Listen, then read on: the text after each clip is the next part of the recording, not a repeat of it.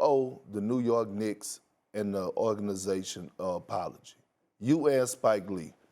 Y'all body language and the way that y'all acted like kindergartens yesterday was ridiculous. For the simple fact that I understand they had the 11th pick, but in this draft, the 11th pick wasn't moving the needle like that. So let's look at the overall big picture, right? You have R.J. Barrett, who I believe has shown the Knicks fans that he's a guy that you could actually somewhat build a franchise around. I like RJ. I'm proud of RJ. Okay, he keeps getting better, right?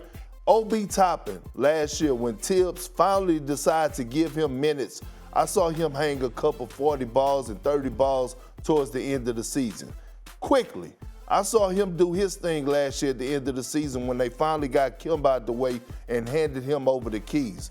Here's the thing that you have to realize. It's just starting, right? They have to approach free agency. They have to go and look at the drawing board for us, what they want to do for us making trades to make for the betterment of the team. And I think you overreacted yesterday over them trading the 11th pick. And I actually thought it was a great thing because they was creating salary cap space to bring in a player to help elevate. So if a team is showing you signs that they're trying and they're not trying to go with youth, but they're actually trying to build and add players to this roster that's going to help y'all compete and make the playoffs and things to that nature, how can you be so disappointed today? Okay, let me ask a couple of questions real quick.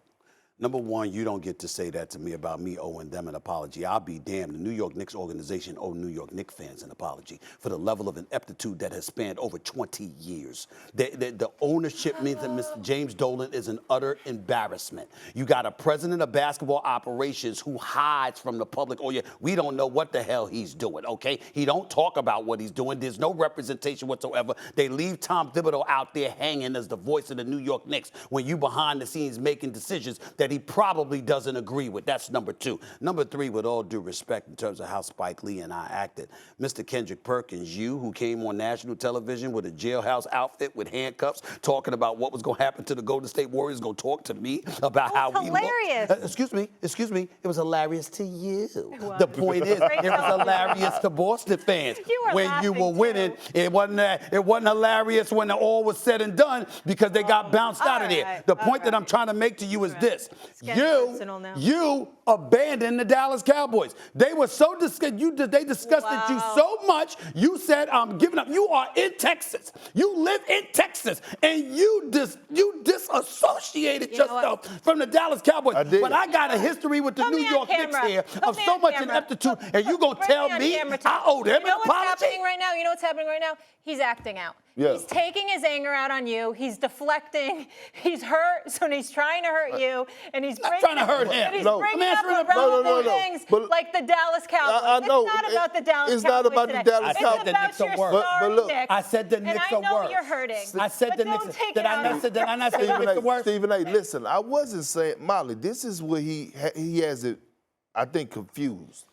I wasn't talking about the New York Knicks and what they have done over the last 21 seasons. You talking about what they did last night? What they did last night. I'm not satisfied with it. This is New York, baby. I understand. This is New York, I understand. man. But I mean, listen, come on, man. You put us through enough. But look, let me tell you this.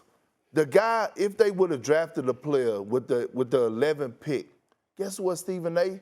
Most likely he would have been a project. And you telling me you have time to wait on the project? So with them trading away the pick, and actually showing you that they're committed to actually trying to produce and get personnel in there to win now. You put me in a bad spot because what I'm saying to you is I like Jalen Brunson a lot. I believe in the kid. I think he's got a game, and I think he's got a future in the right situation.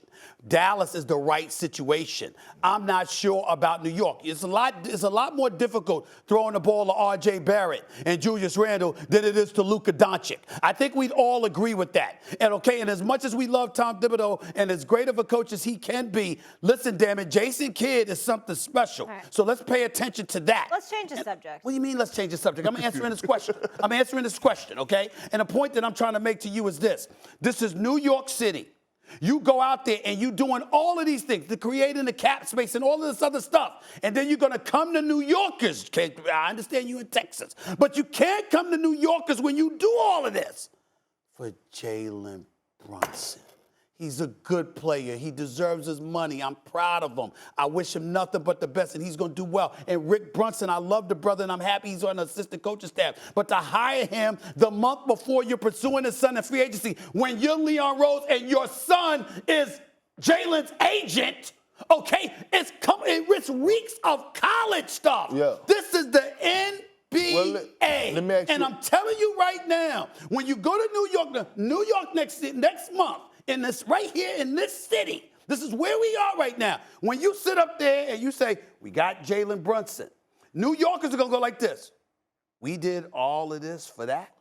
Do you want Jalen Brunson? I don't mind having him. Okay. But I'm saying the hoops that you went through to get him. I'm like, wait a minute. This is what, do you know many people more connected than World Wide West?